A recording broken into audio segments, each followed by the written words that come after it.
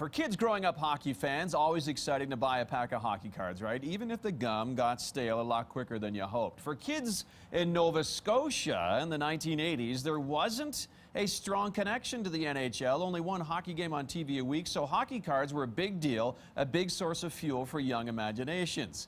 Cue Ken Reid's love of the cardboard snapshots still exists to this day. Ken, of course, has written a book, Hockey Card Stories. Ken, one of the popular anchors on Sportsnet now, a throwback to A-Channel days right here on this station. Ken, good to see you.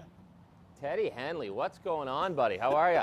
I'm good, my friend. I'm good. I have read your book, and okay, I was having serious flashbacks to all the cards that my brother and I used to play with as kids, various games. I'll trade you this, you take that guy for this guy type thing. When did you first fall in love with hockey cards? Oh, man, when I was, 4 or 5 years old, probably when I got my first pack. And, it was just something that I could actually relate to guys in the NHL because, as you said, when I grew up in Nova Scotia, there was no connection to the NHL. So the closest I'd get to the NHL was these cards I'd pick up in a pack. You'd turn them over. No internet back then, Henley. The internet was on the back of the cards. That's where we get all our info. So, yeah, I've been kind of a card geek ever since, so I figured I'd take a little trip back in time and chat with a lot of guys who were on the cards that I had when I grew up, and I guess I got a book out of it. Yeah, no kidding. And not just a book, quite a story, actually. How it works is you focus on one card and you chat with the player or person behind the card, and the first one that you wanted to highlight this morning was Don Cherry.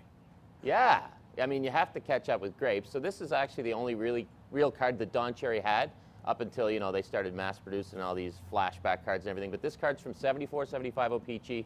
It was when he was the coach of the Boston Bruins, and there's a cool story behind this card because it's kind of who actually could tell Don Cherry how to dress.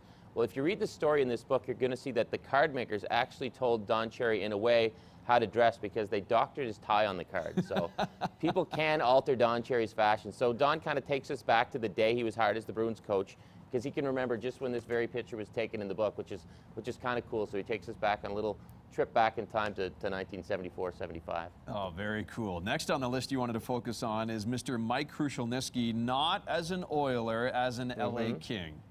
Yeah, I have a chapter in the book on airbrushing, and as you can see on this card, kind of been doctored. This is like the Picasso of airbrushing, really. It's not rude, it's not crude, and Krushelnyski actually loved it. As soon as we started talking about this card, he started laughing, loved the airbrush job, and I mean, it was because of the trade that he got airbrushed, right? He was in on that Gretzky trade, so he tells us a little bit about the trade, what went on in LA, and his feelings on how his card was doctored, and just what a historic day that trade was.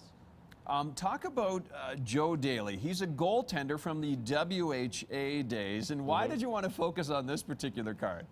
Well, Joe was actually the first guy I called when I got the idea for this book because I knew that Joe would know about his old hockey cards. I was kind of curious to know if guys would know about their old cards, but Joe did because Joe runs a sports card store in Winnipeg, Joe Daly Sports Cards. It's a great store, by the way, if you're ever in Winnipeg. And I knew Joe would know about his old cards, and I just wanted to track him down and talk about this one because, I mean, it's kind of a classic 70s card. I'm thinking, okay, why is he in the dark?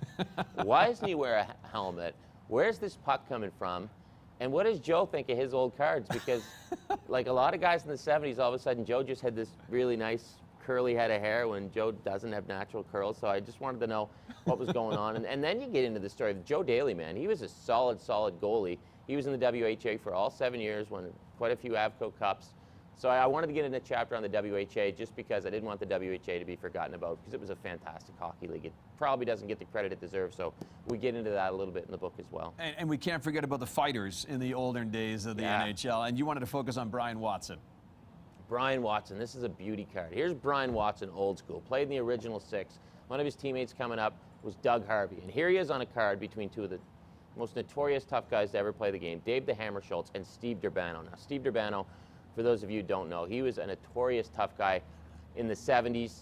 He's passed away, but a lot of the guys I talked to in this book, almost unsolicited, the name Steve Durbano would come up when they'd start telling stories. So Watson's in there, he chimes in on Durbano and Schultz, and just really how much the game has changed. Because if you're from a younger generation and you think back to the hockey of the 70s, I mean, we see a hit now and we think, oh man, he's got to be suspended for 10 games. And in the 70s, that was, yeah, you might get 2 for roughing if you did that back then, you know? Exactly. But you know that, Henley, you're old school.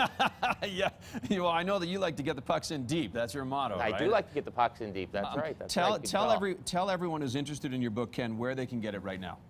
Yeah, so if you want to pick up the book, you know, the perfect stocking stuffer, Henley, it even folds into a stocking.